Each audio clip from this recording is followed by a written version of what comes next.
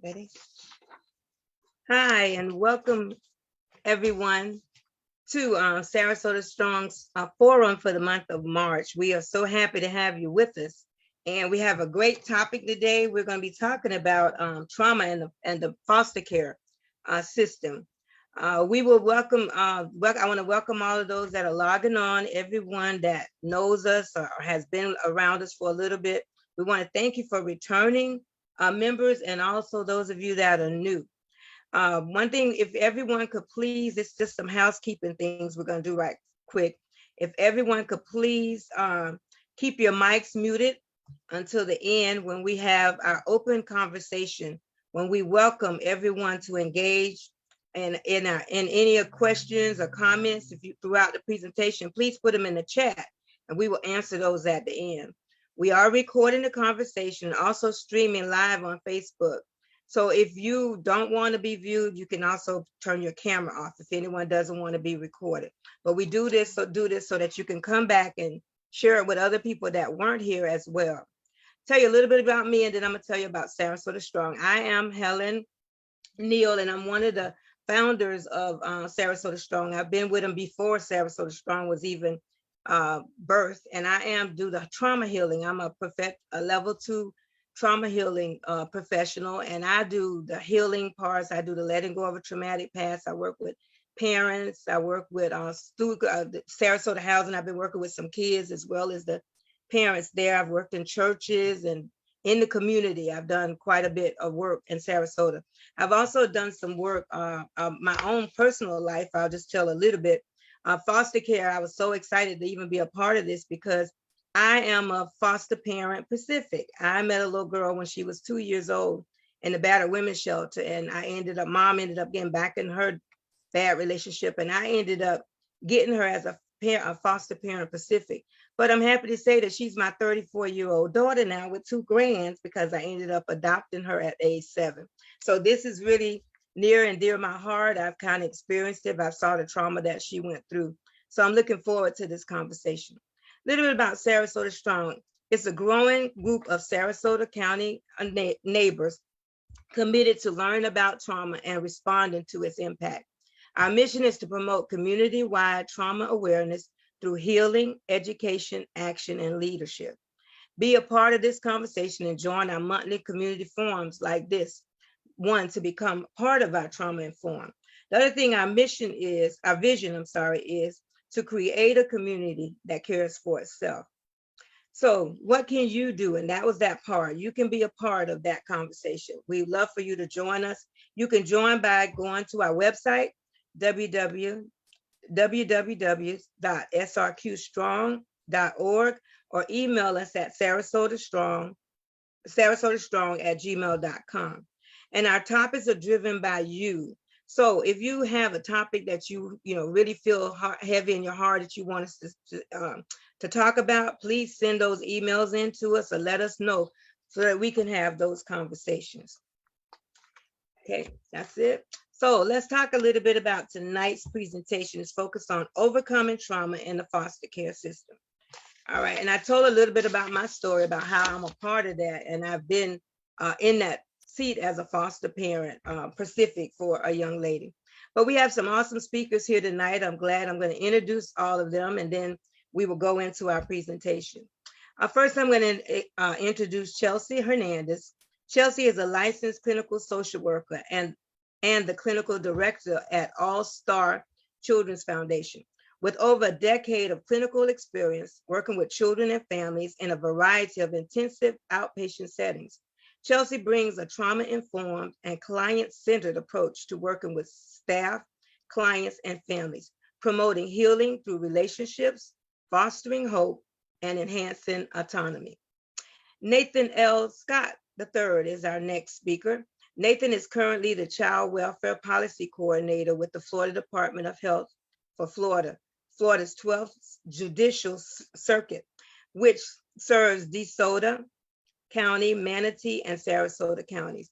Nathan has 17 years in child welfare and is passionate about children's safety, health, and well-being, successively intervention in the multi-generational trauma cycles, fostering and maintaining healthy families cross-system coordination, collaboration and navigation, peer support, education, and universal prevention.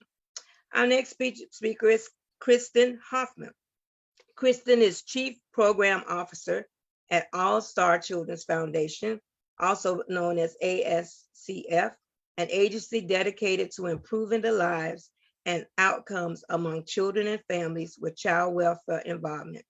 At ASCF, she oversees program development, evaluation, and implementation. Dr. Hoffman specializes in assessment, consultation, and treatment of children and families with trauma histories. And two parent partners from Parents to Parents program with NAMI Society, NAMI Sarasota and Manatee counties we have with us.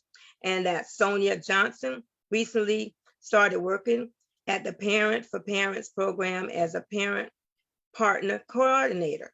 Sonia helps meet parents right where they are at when they lose custody of their children and walk alongside them through the dependency case plan.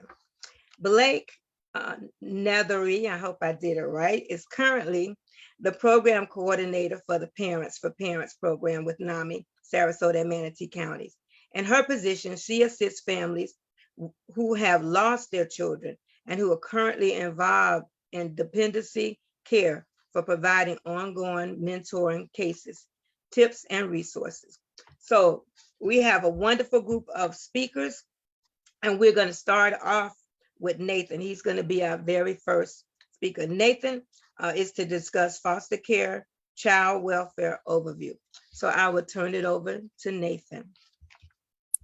Thank you, Helen. Great introduction and welcome everyone. Annalise, if you can go to the next slide, we'll jump right in because I'm going to try to explain how this child welfare system works and where the trauma intercepts are within the system in about 10 minutes. So it's going to be a lot of info. And then we really want to get to the meat of the discussion on folks who've experienced trauma and what that looks like and some of the things we're doing to resolve trauma with our kids and our families. So what you see here, I saw Kathleen Cowan was on the meeting, and I thank her for letting me use this roadmap that her and her team created because it gives you a good visual of how our child welfare system locally in Sarasota, Manatee, and DeSoto counties work. So I'm going to start all the way to the left and just briefly start at that Florida abuse hotline portion where you see that of all of the calls that came into the Florida abuse hotline for abuse, abandonment, neglect of children, 59% of those calls were accepted. And from June, these numbers are all going to be from July of 2021 through June of 2022, since that's our state fiscal year. So when someone feels like a child's being abused, abandoned, or neglected, and they call the abuse hotline, 59% of those do get accepted for an investigation. So one of the biggest questions we tend to have is, well, who calls in reports, right? Who calls in reports on these kids? And actually, Florida statute says that everyone in Florida who suspects that the child's being abused, abandoned, or neglected, or knows a child's being abused, abandoned, or neglected is supposed to call in an abuse report to see if that would get accepted for an investigation. But most of you on the call may or may not have heard of typically what's called mandated reporters, and those are folks in positions like mine, or teachers, or judges, or police officers. And so out of those professional mandated reporters, our highest reporters tend to be the school district employees, and that makes a lot of sense. They see all of our kids a lot more than a lot of other folks, so they have a lot more exposure to them. And then the second would be law enforcement, would be the second highest reporter. As we follow that along, of those 59% that are accepted at the hotline, then that does trigger a child protective investigation, and that we did about over 7,500 investigations in our 3 counties last fiscal year. And during that investigation, they do a lot of different things. They're looking to contact the reporter to see what the report was all about, to review the history and the records of the family, make collateral contacts with the schools, with folks that know about the family, and see if there's any concerns. Do multiple different assessments, probably the most important being the present danger assessment to see, is this child unsafe right now? And then they consult with their supervisor, with legal, to see what courses of action to take. And they have about 60 days to complete those investigations, unless, of course, there's a significant concern. What they'll determine is are those children, or is that child safe, or is that child unsafe? And so if that child's safe, then they follow that. If we're following this road, then they're going to be referred to some of our community services to prevent them from falling deeper into the system and resulting in a removal. And as you can see in the very far right corner, that our child welfare serving agency, the Safe Children Coalition, served almost 3,000 youth in prevention and diversion last fiscal year. So they're in the 90% area, probably 95 or more of preventing any of those kids from entering into the system further. So super important that prevention and diversion exists. That's where we can keep families really from falling deeper into the system. If those families or those children are deemed to be unsafe, then we have a couple of different options. If they're unsafe but can remain in home with judicial supervision, we have that option. But of course, we also have the option for a removal if that's the safest thing to do for the children. So last fiscal year, you see that 483 kids came into out-of-home care in our circuit. And you can see in the very bottom middle where those children were placed. So Helen had mentioned that she has some experience with being a specific foster parent placement. So we had 52.8% of the kids removed go into a licensed foster home. And that includes what Helen was talking about, that level 1 specific placement. So that could still be a relative or a non-relative that's familiar with the child. They just went through a licensing process. 36% were placed with relatives and non-relatives, and then about 8% were placed in residential settings. So that could include group home settings, that could include medical hospital settings if that child has some medical needs, et cetera. So once they come into out-of-home care, they do qualify for case management services, and that the main thing we want to do is get those kids back to their parents safely. We want to help the parents resolve their issues that had the kids come into care. And so you can see that we had 92.6% of our kids that came into care exit into a permanent living arrangement, with the vast majority of those going back home to their families. So 40.5% went back home to their family. If that's not able to happen, then they can go into a permanent guardianship with those relatives or non-relatives, and about 23.5% did that. And then, of course, you also heard Helen has adopted her daughter, and we have 28.6% of our kids that exited to adoption as well. So that's kind of the system in a nutshell. It's really brief. So if you have more questions, maybe they will answer those in the deep dive. But if we go to the next slide, we'll talk about where does some of the trauma occur within the child welfare system. So I'm going to run through these pretty quickly. So of course, there is definitely the opportunity or possibility of trauma to occur prior to that abuse report ever being called in, right? So if the report's called in and verified for physical abuse, then we know that physical abuse happened before that report was called in, because that was why the report was called in. But also the overwhelming and vast majority of parents, they don't want to abuse or neglect their children, but sometimes it's their own traumas that put them in positions where they misuse substances, or they find themselves in domestic violence relationships or hazardous conditions in their home. So there is trauma likely in both the parents' history and also in the children's experiences. So what about upon an investigation? I will tell you, an investigation is a very invasive procedure. And the child could have someone show up at their school or interview them alone and ask them really tough questions. For a parent, this could likely include a drug screen or a co-response with law enforcement, and that can be scary and traumatic. The investigative process itself, therefore, can be traumatic. Includes any investigation, and that doesn't matter with who that child's placed with or where, right? So sometimes we have kids that still go into out-of-home care and still end up having an abuse report called in and having an investigation, and it's still traumatic regardless, because of some of those things I talked about. Removal from the home is another intercept where we can see trauma occur, of course. So regardless of the situation, and I'm sure this isn't a surprise to folks, the overwhelming vast majority of children don't want to leave their homes and don't want to leave their parents, right? They can't necessarily bring they can't pack up their whole room and bring it with them, right? So they have to, quickly decide what are they bringing with them. They may not know who they're going to stay with. That might not always be clear at the beginning. So They have to leave with a stranger, perhaps get in the back of a car with somebody they have no idea who this person is. For the parents, of course, they have just lost their children at the time of removal.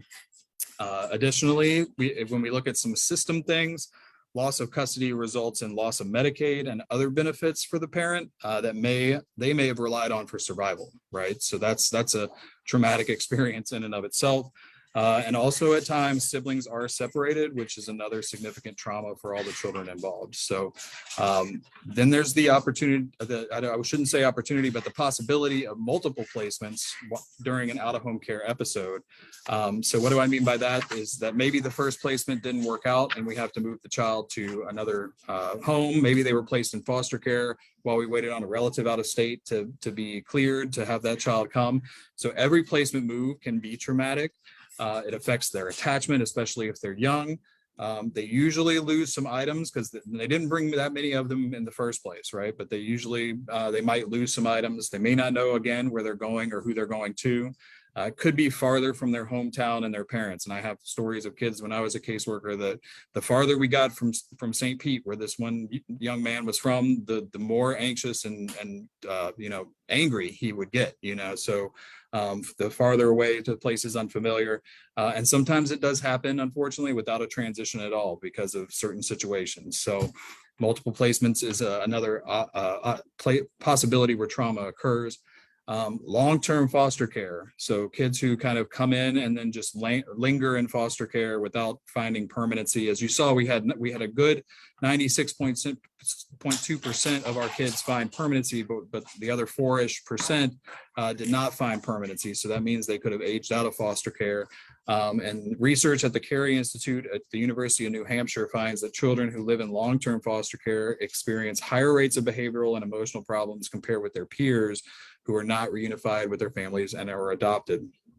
You also have to think congregate care or group care is really not a normal family setting for a child. So that is a really, it's an institutionalized setting. Approximately 25% of children who age out of foster care will be incarcerated within 2 years of turning 18. That's nationally, national statistics, and more than 20% will likely become homeless at some point. Then we have when kids do find permanency, there is still trauma that happens even when kids are reunified, and definitely when there are termination of parental rights and we have children go up for adoption. So if you think reunification, most people think, how is that traumatic? But if you think reunification for both the parent and child could be at least partially traumatic because the child has been in out-of-home care, especially if that has been for an extended period of time. So the child could be angry at the parent or the world, or they could think that it was their fault that they were removed in the first place. The parent may be newly sober and haven't gotten their life together, but haven't been used to caring for their children or their child during their period of sobriety. What happens when all these services suddenly disappear? When we reunify the child, we are there for 6 months, but then what happens when we leave? So we have to consider that.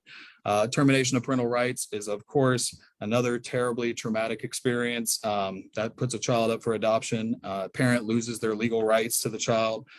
Some judges and attorneys view this as the death penalty of the dependency system. So it's really the last case scenario if we can't help the parent get to where they need to be to safely be reunified with the child. Another thing I want to point out about permanency is that even the anticipation of permanency can be traumatic if there are delays like court hearings or paperwork delays or waiting on other counties, waiting on other states, especially if you think about kids who are expecting to be adopted and, it's month, 2 months, 3 months, 4 months, and people keep telling them it'll happen. And then they're wondering, well, when and how long, so they're anxiously awaiting that permanency. And then we have parents in very similar situations where we're waiting on potentially other counties or other states to approve them if they live out of state or had to move to a different county, anxiously awaiting their children to return home, but waiting on, bureaucracy type of things to get those kids home. So children definitely want to have the sense of permanency, and so anxiously do await going home and or adoption. Then the last thing we'll touch on are multiple removals can compound all of this trauma. It seriously impacts the child in many significant and negative emotional ways and physical ways and mental ways.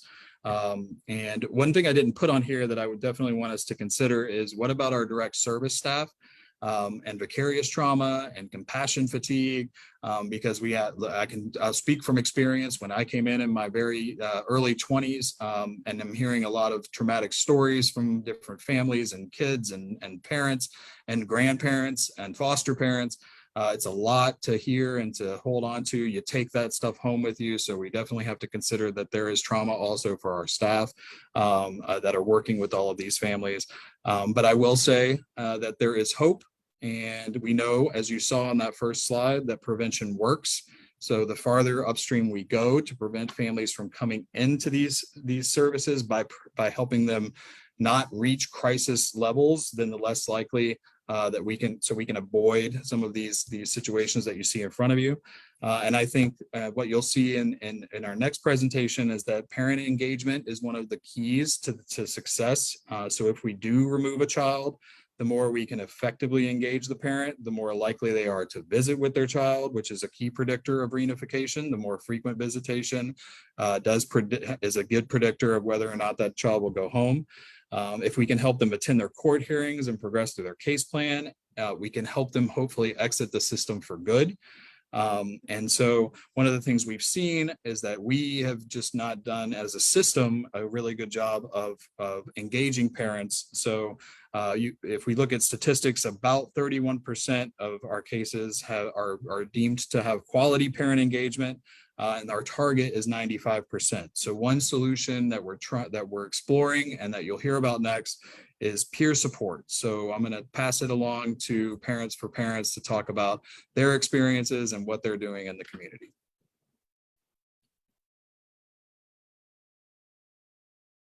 Good evening, everyone. My name is Blake Nethery. I'm the program coordinator for the Parents for Parents program. I want to briefly tell you about me.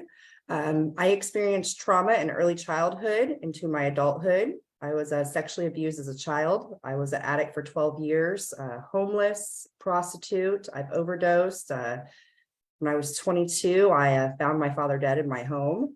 I've been in jail, both Sarasota and Manatee counties. A big issue for me in my life was I had no coping skills when emotions would happen or something traumatic would happen in my life. I just didn't know how to cope. So drugs and alcohol became a really big tool in my toolbox. That was the main one I used to deal with anything. I had professionals involved in my life from childhood, varying from big brothers, big sisters, counselors, teen court. Nothing was working for me. I wanted to keep doing everything my way. It wasn't until I met someone who had some lived experience, who had been through some of the things I had been through, that they could help me to be able to overcome my traumas. They played a really big role in my life. No professional, no counselor, no therapist, nobody could help me. I was just a hopeless individual that I couldn't get it right. But that one person helped me to be able to engage myself and change. So if you don't know about the Parents for Parents program, we meet families at the shelter hearings and we provide those natural supports throughout the dependency process. At a shelter hearing, they meet with a parent partner like me or Sonia Johnson, she's on the call with us, who has the lived experience of going through the dependency process themselves and having a successful reunification. Our program helps parents move from anger and resentment to acceptance to hopefully help them to start moving forward in their case plans. And we help parents find recovery and any resources they need in our community. We support parents before and after dependency court hearings. We help parents navigate court-ordered services. We offer a free 2-hour class with a certificate. The class teaches them about every professional within our community. We even have the judge of Sarasota County on our dependency 101 class, and we have gals, we have children legal services. Anyone that's involved in the case is a part of this class that we teach. We offer individual mentoring and guidance. We connect families to family-friendly services and resources, and we provide empathy and understanding and proactive perspectives. We give parents tips for working with all the professionals. And most of all, we give hope, because if you're like me or Sonia, when we went through the things we went through in childhood, all the way into our addiction, we had a really hard time in our life to get out of that big, deep hole that we put ourselves in. We did not know how to deal with anything that we had gone through, any of the pain, even if we didn't cause the pain, if, parents just didn't know what they were doing raising us. We needed support. We needed that one person to believe in us and to help us to change in our lives. So this program comes beside parents, and we give them that hope that they really need, that you can do this. It's really hard. And even if a parent is not ready to work their case plan because they could be in the grips of addiction, we're still planting that seed. We're planting the seed that we're here for you. This is a free program. A lot of parents don't have health insurance. A lot of parents don't even know how to ask for help. And most of all, we teach parents how to advocate for themselves, because that's a very big part of going through a case plan or just life in general. You need to learn how to advocate for yourself to get your wants and needs met. So that's what we do, is come beside parents and teach them, hey, you have a voice and it's okay to use it. So that's a little bit about me. And I want to introduce you guys to Sonia. Hello, everybody. I'm so excited to be here with you guys tonight and just get to have this conversation, because I feel like it's a very important conversation. So my name is Sonia, and I am a mom who has been impacted by the child welfare system. The end result in my life was the child welfare system. However, the beginning was trauma. It started with trauma for me. In my teenage years, I went through a great deal of trauma. I was sexually abused at a young age, and then I started partying, because drugs were the solution, or so I thought they were. That led me to getting pregnant, losing a baby, and then the father of that baby overdosing. And then immediately after that, getting into an abusive relationship for several years, where I was very mentally beaten down, and it really just lowered my self-worth. So when I found substances, that was the solution to my problems, right? That made me, it was the great escape. I didn't have to feel my feelings. I could run from things. I could numb the pain. And on top of that, I could become the person that I wanted to be in front of everybody else, because really I was a very small and insecure person. But if I had substances, I could pretend to put on the masquerade in front of other people, right? So the thing is, though, is that the substances quickly turned into an addiction for me, and I didn't realize it. So because of the trauma that I went through, what I know now that I didn't know then is that I was just living in these patterns, right? The things that happened to me as I was younger, as I continued to get older, I continued in those patterns without realizing that I was reliving the trauma over and over and over again. Not only that, I was self-inflicting more trauma by the substances that I was using and the lifestyle that I was living due to my addiction. So what happened is I ran away with a guy and we decided we were going to get married and live happily ever after. And I thought that that would solve all of my problems, because I watched movies when I was a kid, and, I wanted to be like Cinderella. I thought my Prince Charming was going to come and he was just going to sweep me off of my feet. Well, and it worked for a little while. I will say it did work for a little while. My husband and I got married in 2009, and we had 2 sons, and I thought that life was just going to be great, and it was for a while. But the thing is that I never addressed the trauma that I had been through. So even though I had what I thought was everything that I ever wanted, I was still so broken inside. So I still wasn't happy. Even though I had what I wanted, I wasn't happy. So I turned back to the substances and I continued to use, and that eventually led me to getting child services called on me. The first time that I had a case plan put on me was in 2013. My neighbor saw me using substances through the sliding glass window at my house, and she called the Department of Children and Families. They showed up. I decided that I was going to be honest. So they gave me 45 days to get clean. Well, 45 days later, they came back, drug test in hand, and I was able to pass the drug test, but it wasn't because I was clean. It was because I was, for lack of better words, I had fake pee shoved up inside of me, and I was just trying to get away with it.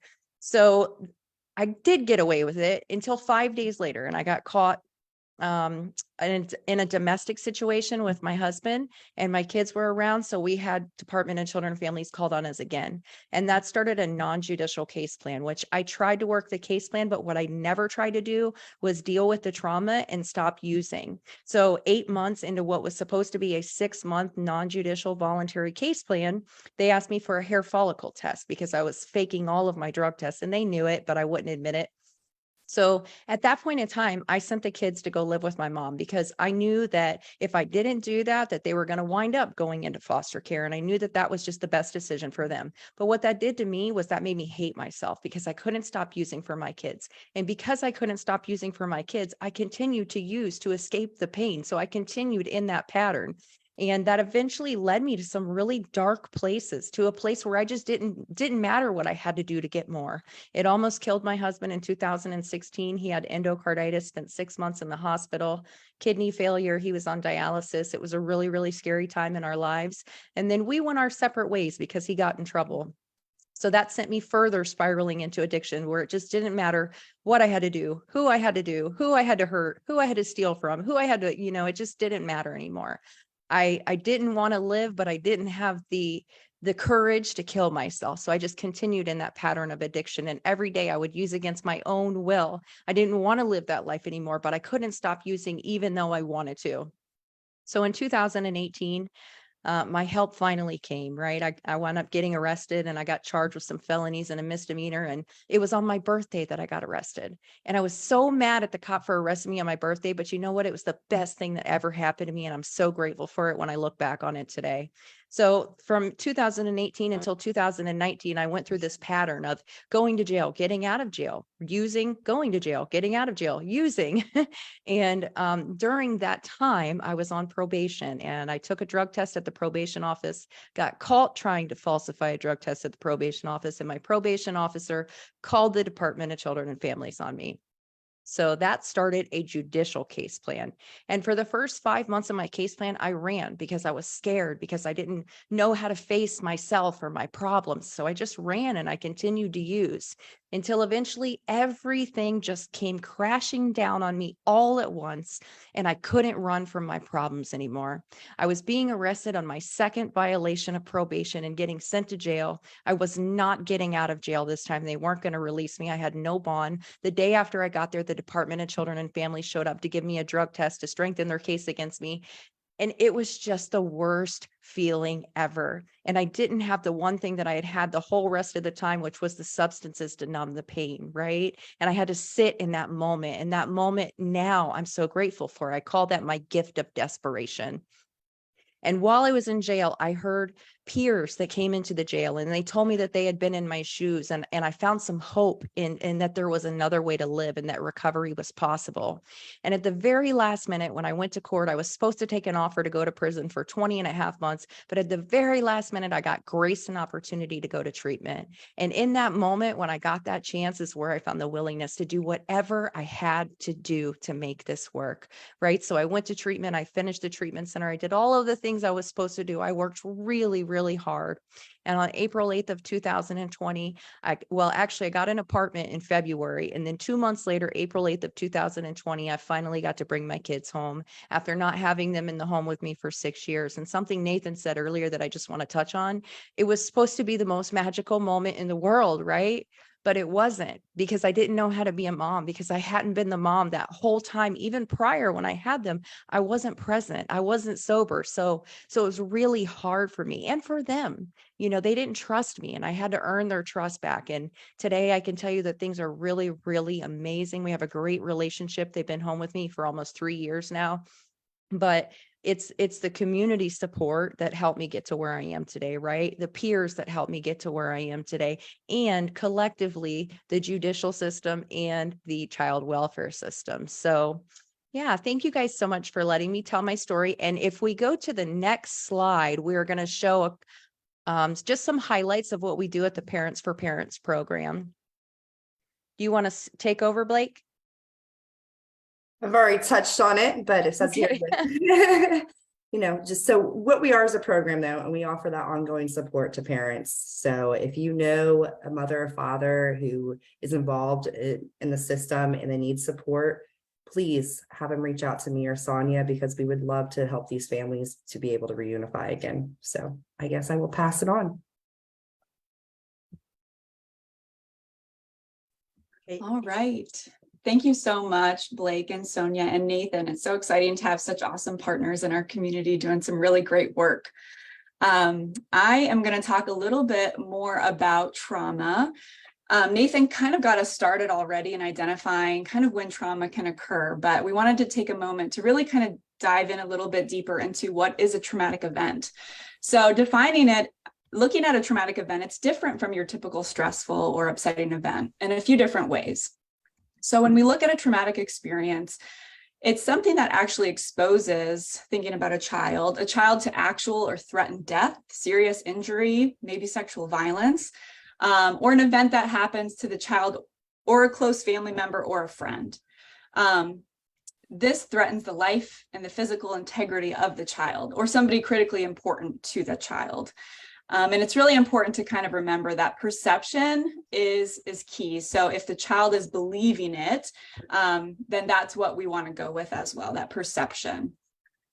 This experience also produces an intense physical response. So, the body is responding with a pounding heart rate, rapid breathing, trembling, dizziness, sometimes even a loss of bladder or bowel control. It's that feeling of your body being out of control, which can also lead to more feelings of helplessness and panic as well. The body's really responding to this threat automatically. So it's nothing you can control.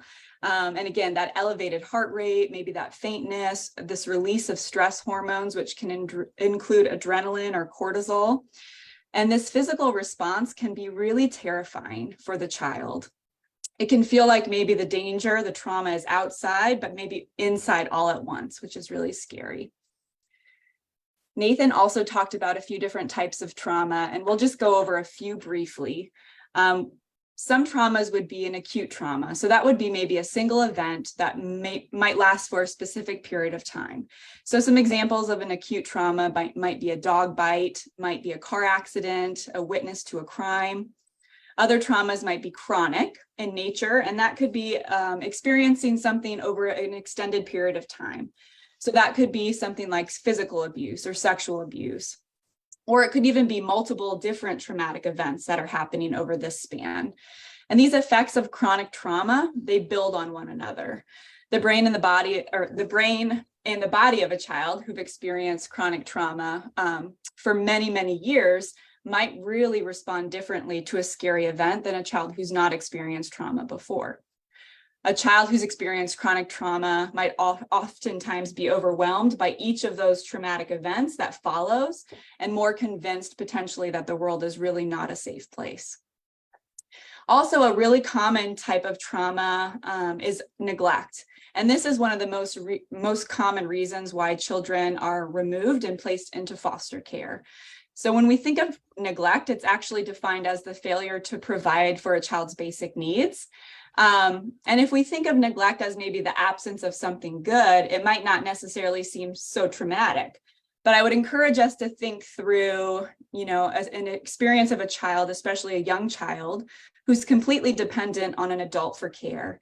And if they're left alone in a crib, crying from hunger, that neglect can really feel like a threat to survival. And for our older children who don't maybe have proper care or attention or supervision, that often might open the door to trauma such as accidents, sexual abuse, or community violence. Lastly, we'll just briefly focus on complex trauma.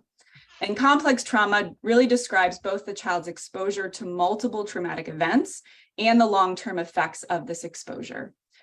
So complex trauma occurs when a child's exposed to that chronic trauma from a really young age. Typically, we're looking at younger than 5, and the abuse happens by the parents or other adults who should have been caring for and protecting the child. Now, complex trauma really disrupts a lot of aspects of a child's development and their formation and sense of self. As you might imagine, childhood trauma can have a debilitating effect on the development of a child. And knowing this, our hope is for adults and caregivers to really be informed and supported in trauma-informed ways when interacting with their children. Childhood trauma is strongly linked to mental and physical health problems over a child's lifespan, and it negatively impacts brain development, cognitive development, learning, social development, the ability to develop secure attachment to others, and physical health. And like the ACEs study has found over time, it can be associated with a shortened lifespan as well. When this happens repeatedly over time, our brains start to strengthen those brain processes and regions that are devoted to survival and safety, and basically puts on hold all other areas of child development. Trauma derails that healthy development across many different domains. And so let's just take a brief moment to look at a few of those domains and how that might be acting out by some of our children, and what behaviors we might be seeing. So when we look at emotional development, what we're seeing for our kids who've gone through complex trauma, they might have difficulty understanding what they feel, where those feelings come from, how to cope with those feelings, how to express those feelings. When we look at social development, we might look at our children and the difficulty they're having forming relationships and maintaining those relationships over time, because they've not maybe observed or experienced good, healthy relationships with healthy boundaries in their lives previously. We also might see increases in externalizing behaviors and poor behavioral control, such as increased impulsivity, more aggression, and more high-risk behaviors in these children and youth. Evaluating a child's self-concept, because children with trauma experiences and histories have oftentimes been in situations where maybe they've been controlled or manipulated by adults in some way, they may tend to then develop these negative views of themselves and their abilities. And then lastly, children with complex trauma histories have higher rates of developmental and cognitive delays, such as expressive and receptive language delays, impaired memory, and impaired executive functioning. But like Nathan said, there is hope.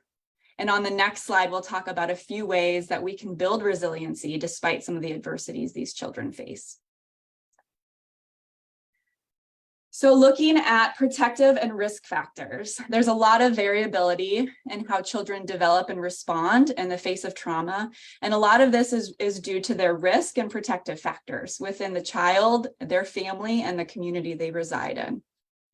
When we're looking at risk, we tend to see those children at economic disadvantages, maybe in communities with fewer resources, and within families with maybe poor social supports and a history of their own trauma. And they might be at the highest risk of negative outcomes. However, these risk factors can really be levied and even outweighed by a host of protective factors. And those would include strong supportive relationships and friendships, strong cultural or religious ties, and being positively engaged and performing well in school. We refer to this as building resilience, as many protective factors as possible to outweigh the risk factors. Across studies, the most consistent predictor of resilience for high-risk children is a safe, nurturant bond with one single person.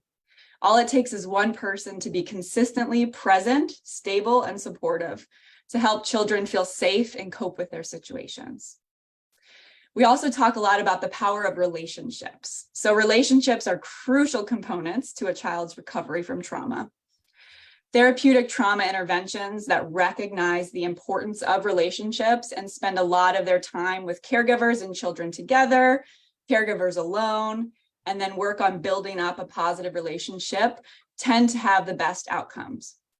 And when focusing on enhancing relationships, we really look to build up that safety, attunement, and consistency within the parent-child relationship. So briefly, looking at safety, we know it's essential for children to feel safe in their relationships with caregivers so that their brains can get out of this survival mode and begin to focus on developing the other areas that were previously neglected. So we really want to focus on creating this psychological safety, that felt safety that you've maybe heard about, in addition to maybe physical safety as well. Additionally, we want to focus on attunement. Children with complex trauma histories really have a difficult time communicating their wants, their needs, their thoughts, their feelings effectively. And a caregiver who attunes to a child and can really accurately read those nonverbal and verbal cues and gets curious and wants to understand maybe where the behavior is coming from is really helping a child begin to gain more of their own self-awareness and understanding, which can be very helpful. And then lastly, really focusing on consistency. We want that caregiver-child relationship to have that consistency and predictability, especially in the caregiver's expectations of the child. Children do much better when they have a clear understanding of rules and when there's a good degree of predictability and consistency in their adult's response to them. This all sounds really great, right? And it makes sense that we want to, have children and make children feel safe, and we should attune to their needs and provide them with consistency. However, parenting a child who's experienced a significant amount of trauma is really difficult.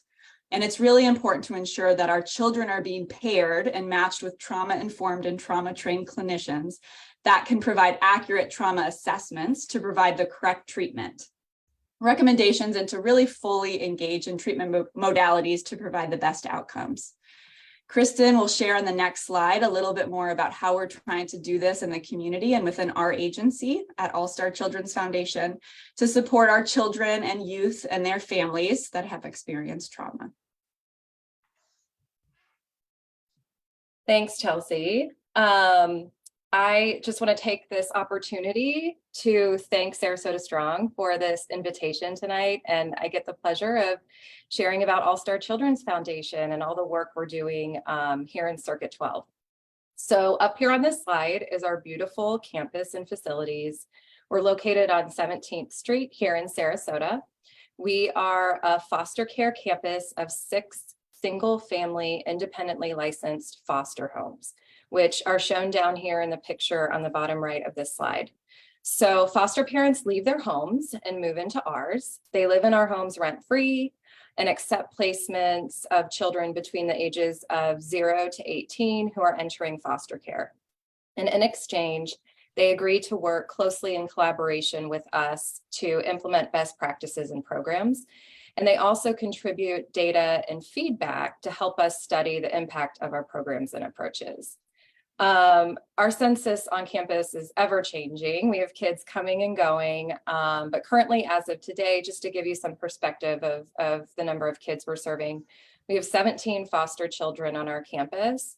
And then we have 8 biological and adoptive children of foster parents across 5 homes. We're currently recruiting for our 6th home.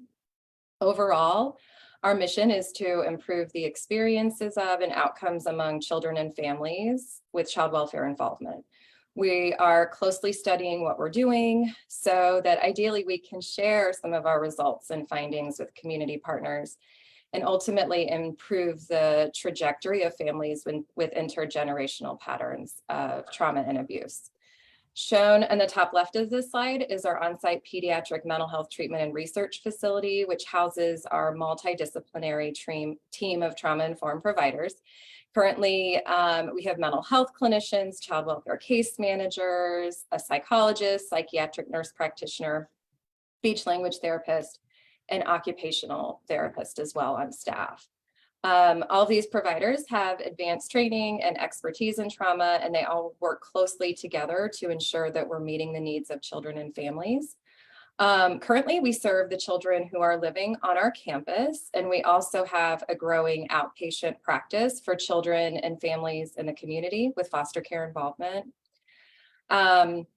At All Star, we provide a model of care for all children that comprehensively addresses the impacts of trauma and then builds on factors that increase child and family well-being and resilience, some of which Chelsea just nicely described.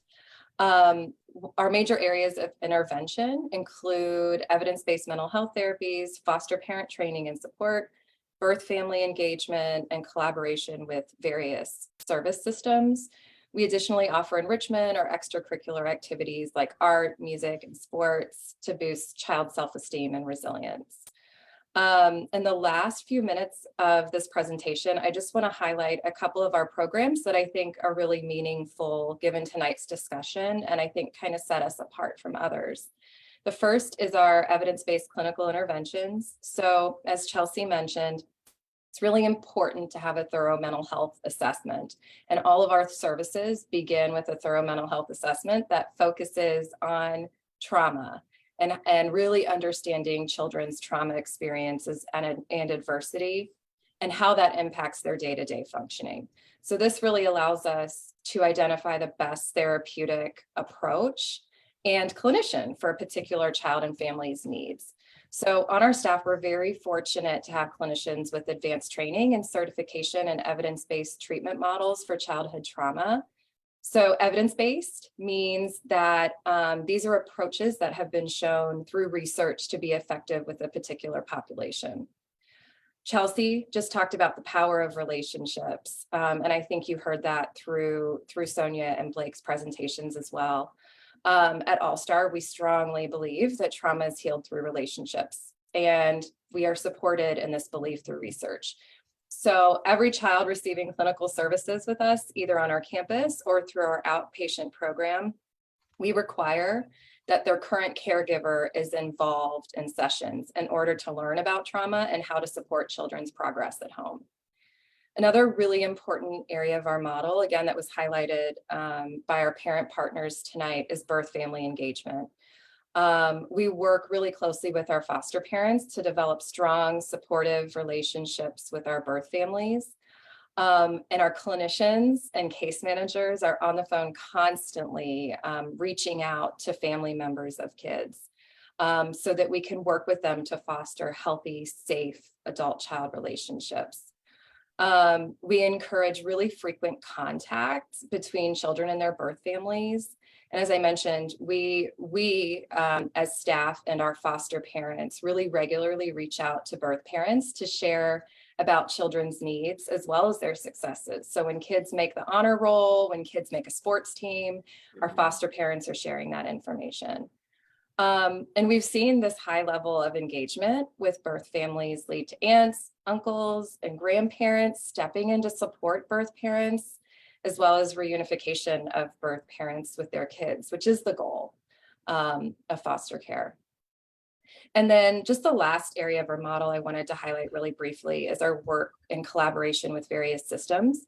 So children and families with foster care involvement have many people in their lives and many systems in their lives, such as schools, courts, medical providers, case managers. There's guardian ad litem volunteers, mental health professionals, and we really strive to bring all of these providers together frequently to make sure we're all supporting each other and working together to support the health and well-being of our families. So that's all I had, and I think I'm passing it on to you, Helen. All right, thank you all. I mean, everyone was wonderful, from Nathan all the way down to you, Kristin. I just thank you all for the information that you've given us. And now I know we have probably, I don't know if Annalise can chat, we may have some questions in the chat. We're going to open up for community discussion. We'll look through the chat. And if you have a question, you just raise your hand and then I will. Yeah, Kathleen had her hand raised there, and we can go ahead, just go ahead and unmute yourself and ask your question. Okay. And I apologize for lifting my hand. I was probably trying to look at the chat and accidentally raised my hand. This has been an amazing presentation. I just want to thank everyone who took the time to be here today. Yes, it was. It was. Anyone else? I see Deb there, Deb Clark. And then I guess, Jody, you're raising your real hand. Is that what you're doing?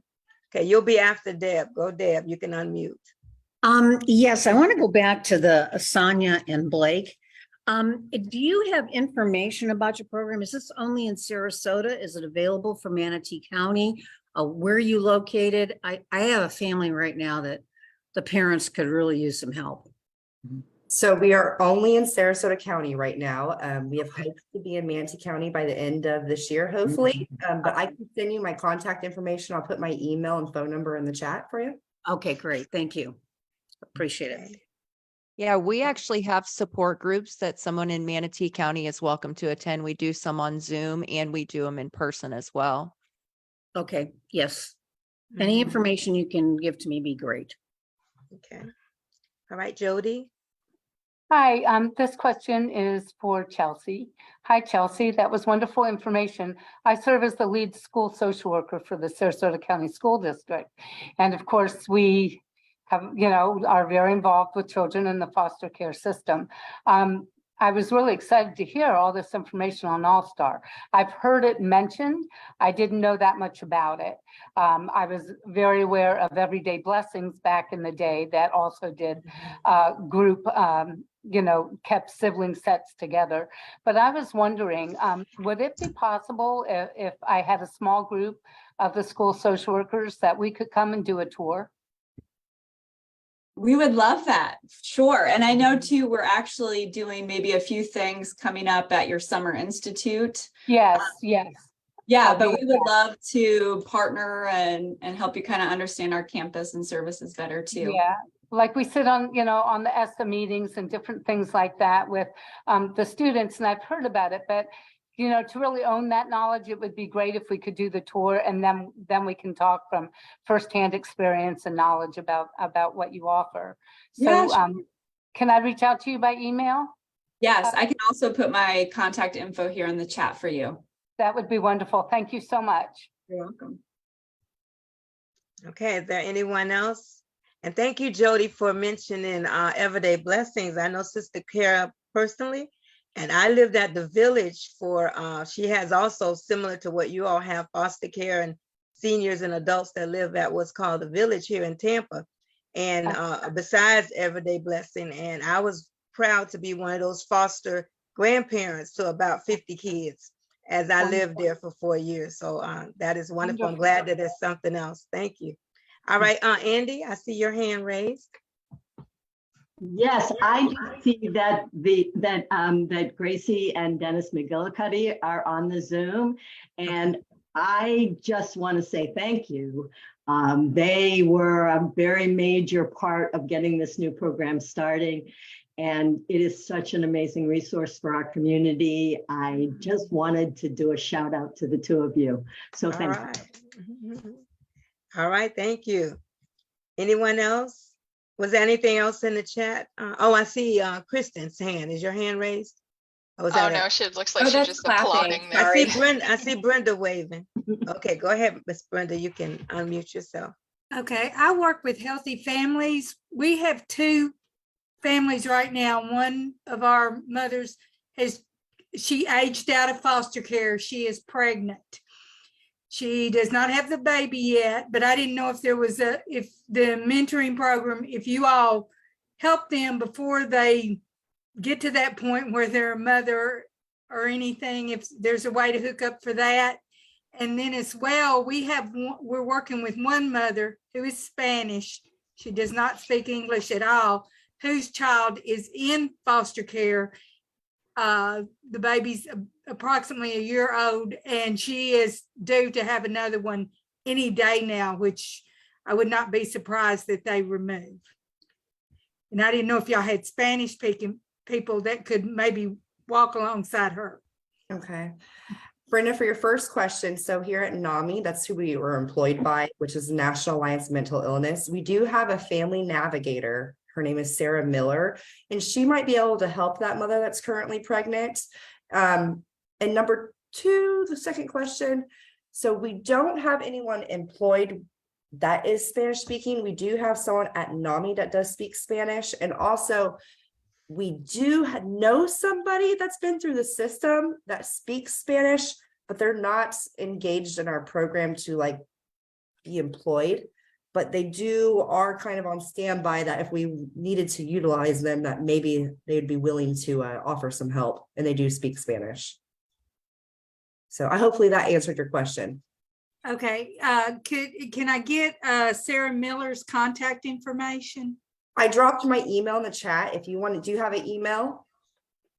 Yes. If you want to email me, I can connect you to her. Okay, perfect. Okay. Thank you. You're welcome, Brenda. Okay, I think I see Gracie waving at me. Yes, I do. I got off the tennis court at 6 o'clock. And so when I went on, I took a look at myself and said, oh my God, I'm going on no video. But anyway, this has just been absolutely fantastic. You all are just rock stars in trying to heal our children. And I just appreciate all the efforts. And when I think of the trauma that the two of you went through, that you just expressed, we have to stop that from happening to our kids growing up now. So thank you to everybody for all you do for our kids. All right, thank you. Anyone else?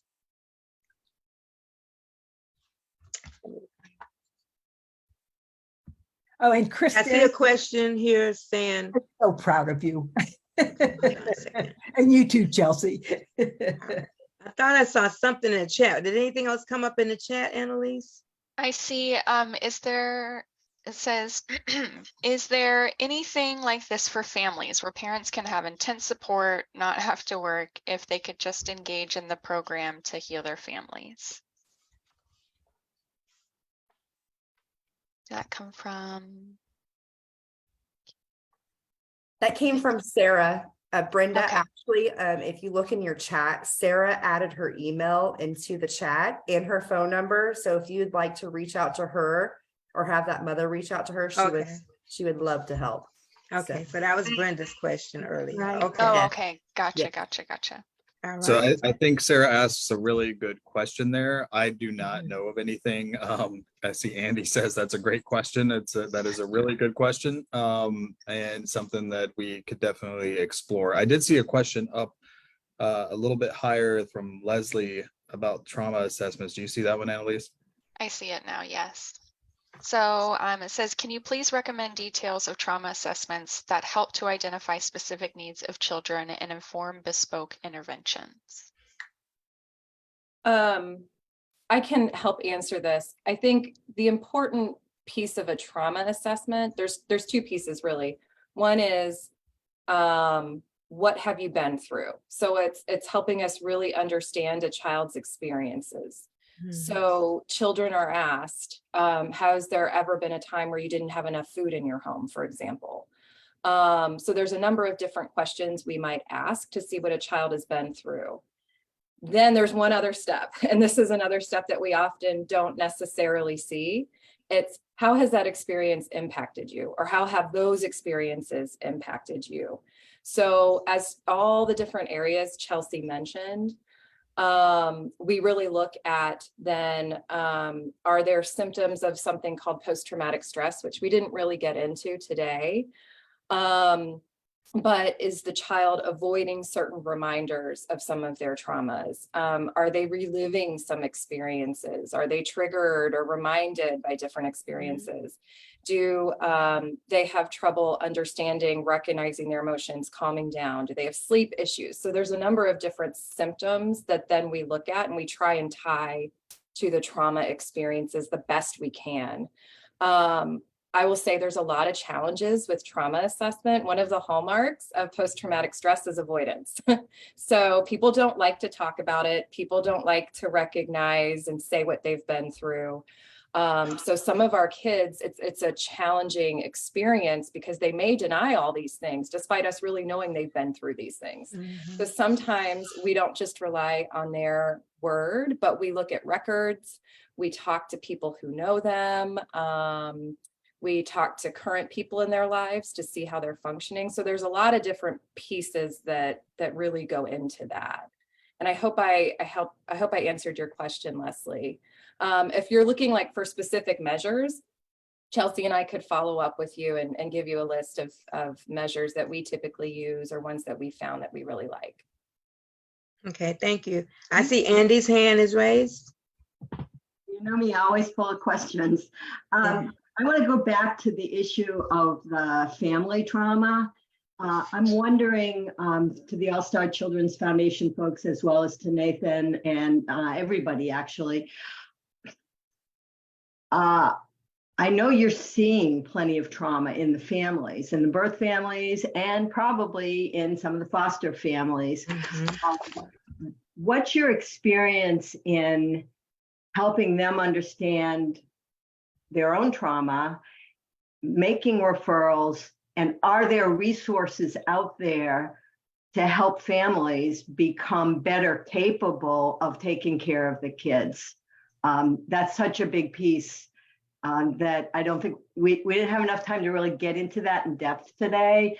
But I'd really like to have your thoughts about what we as a system could be doing better to make sure that those families who do have serious trauma histories and want to improve can access those helping services. So I'm going to start and then I'll give over to All Star because before I forget what I'm thinking, Andy, if you all don't mind. So I'm thinking specifically of foster parents versus our relative and non-relative caregivers, relatives more so really. And so when I think of foster parents, I feel as though they have a larger support network in terms of they have required trainings that they have to do. They have licensing folks they can call in addition to case management. So I feel like there's a more of a system built around foster parents. And then when I think about relatives, and as much work as good work that Safe Children Coalition has done in our area with having a dedicated person that does outreach to our relatives, we don't necessarily have like some sort of training curriculum or training opportunities for some of these relatives. And we have to think that there are definite possibilities where some of these relatives have experienced just as much trauma as the birth parents. Some of them are the parents that inflicted the trauma on the birth parents. And things are just a little bit different now. In theory, they probably need more support than foster parents, perhaps, right? But I don't know if we have really have done as good of a job as we can at figuring that piece out. A lot of them, I think the thing to understand is we really want to place our kids. You heard Sonia talk about that her choice of placement for her children was her mother. We want to place kids with their family because that's who they're familiar with. There's cultural ties there's religious ties there's of course family ties. That's who they would prefer to be with because they know those people rather than their if they can't be with their parents. So that's our first option. That's really what we want to do, and we will search far and wide all over the country and if need be to find those families, those family members. But we just, and so once we do, some of them are in poverty and don't have the time to really be engaged in certain services, but they're there and they want to take care of their grandchildren. So something to think about. I think it's something to consider. And now we do have the option today where relatives or non-relatives can go into have the option to be licensed as a level 1 foster parent, where they would get all of those similar trainings and services. And I should say that they're not, any relative or non-related relatives not precluded from any of the trainings that we provide to foster parents. I just don't know how well they know about it, if they have the time for it, if they feel that it's beneficial to them, if it speaks to them, if they've really ever explored their trauma themselves. So it's a really good question to consider as we move forward in this space, I think. Thank you. Great answer, Nathan. I can talk a little bit about foster parents and some of the work we're doing. And then I think Chelsea, it'd probably be helpful to share just how, when we do therapy, evidence-based therapy with kids, how we include caregivers in that piece. But so our campus has been open for a little over 2 years. And in that time, we've really worked hard to figure out how to support our foster parents.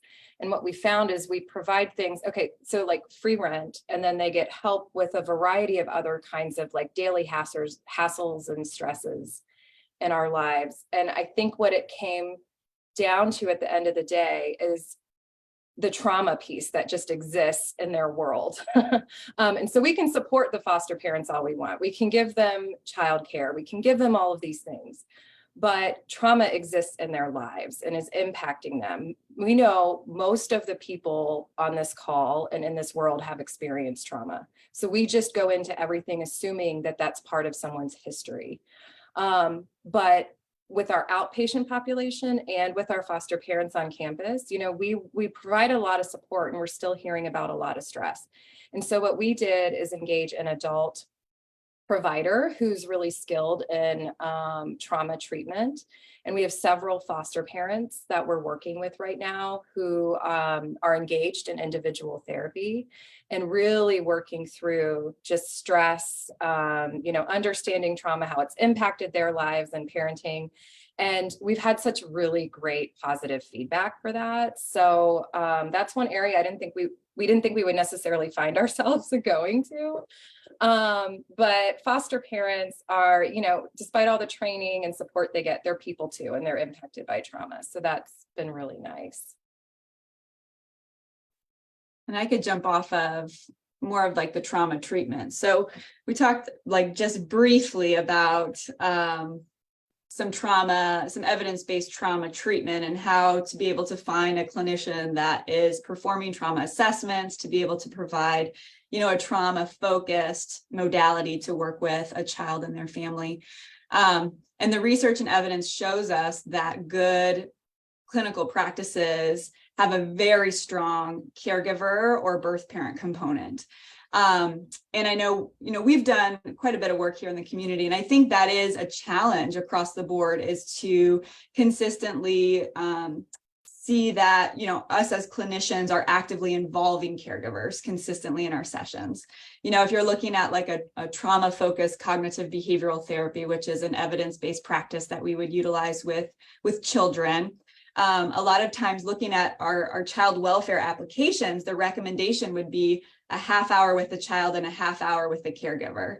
I don't know how consistently that is happening, but that is a big piece that I know we're advocating for. We're working with the community, we're working with other clinicians to try to kind of increase those evidence-based practices, because those practices are really including the caregiver. Like Kristin had mentioned, and how we talked about, trauma can be healed through relationships. And so to have the parent involved, to have the caregiver involved, to be able to do that trauma work together, to identify the triggers, to identify the ways to cope, to support one another, is really crucial in being able to kind of overcome the trauma the family has experienced.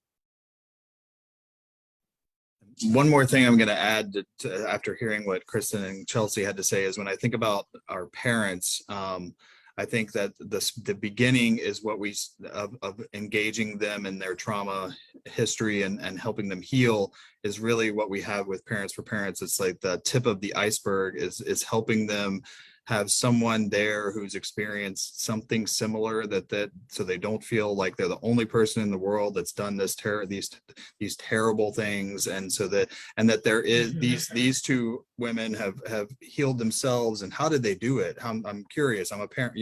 How did you do it? And so they can help guide them to perhaps what worked for them. Maybe that'll work for that parent, maybe it won't, but at least I think it starts the conversation. It kind of foot in the door technique, I guess you could say, and kind of opens the door and then helps us help them navigate our system to find kind of what modality of treatment is going to be best. Is it, some people thrive with just peer support, and that's all they need is just that peer support. Some people need a little bit more. Some therapies work better for some than others. So it's really, I think that we've started that process for our parents by having these peer parent partners. We've seen how peer support works in substance abuse in the mental health world with veterans. And so the question became to me, why don't we have parent partners? When I heard that that was a thing, and across the country. So, if anybody out there is interested in parent partners, I saw we had some folks from other areas of the world and other areas of the country. Then Sarah and I can walk through how we did some work on bringing Parents for Parents here, how to get around some of the background screening issues that folks run into with peers, and all of those fun things. So. All right. Thank you. Is there any more questions? I don't see any more in the chat unless anyone's got their raised hand out there that I can't see, but it looks like mostly everyone's got their camera. See, one said, where can we access this recording of this meeting? I'm going to tell you that you can be able to get it at our website. That's my next Yeah. Yeah, it'll actually be on, you can access it like right after this on Facebook Live. That's where the most current accessible recording is going to be. But we'll put it on our website later this week, and we'll also send it out to everyone who registered for this event, along with resources and all the stuff that we discussed at the end. So people wondering who to reach out to and things like that, or what organizations are doing what. We'll have all of those links and information for you guys when I send out the recording later this week. Yes. All right. Well, I like to say, wrapping up, thank you all. The wonderful panel that you pulled together, Nathan, there. That was a team. And you guys were awesome, each and every one of you in your respective places. So I'm grateful for that. And I thank all of you for joining us, those of you that came new, and I hope we get to see you again. Like I said, Annalise just says this was recorded, so it will be available later viewing. For anyone who missed any part of this and wants to share the conversation with someone else, you can view immediately, as she said, on Facebook Live videos on our Facebook page, and it will also be sent to your email. Those of you that registered, you will get a link to this sent in your email in the near future. Remember to save the date for our in-person. What we do is we have these conversations, but then we do what's called a live deep dive into the conversation which we just had. And this will be happening next month, April 24th, from 6 p.m. to 7:30. Those details will be sent out once we have confirmed our location, as our usual location is being worked on. Thanks to the hurricane we had, their roof got damaged and we haven't been able to get back in there as of yet. We greatly appreciate any and all the feedback from you to keep these conversations geared toward our community members and the issues that you have. So please email us at sarasotastrong@gmail.com with any comments or suggestions you have about other conversations.